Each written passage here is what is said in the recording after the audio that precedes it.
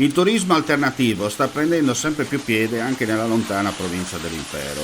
Nessun rigurgito nostalgico da parte del cronista, ma la riscoperta dell'archeologia dei trasporti come volano di ripartenza.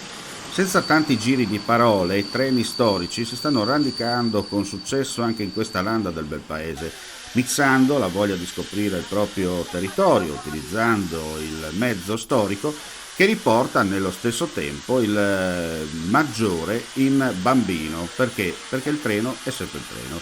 In Friuli Venezia Giulia nell'anno 2023 saranno oltre 12 gli appuntamenti con questo tipo di servizio turistico, utilizzando principalmente una locomotiva a vapore, una elettrica e una diesel.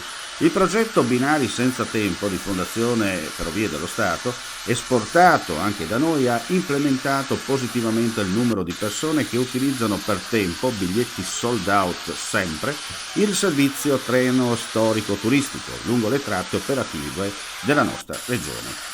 Lo stesso servizio ha portato alla riapertura della ferrovia pedemontana del Friuli, Gemona-Pinzano-Sacile, caduta in disgrazia con forte rischio chiusura, riportata invece al suo splendore come bei tempi con il servizio commerciale passeggeri che riprenderà la sua utilità con l'entrata in vigore del prossimo orario invernale cadenzato.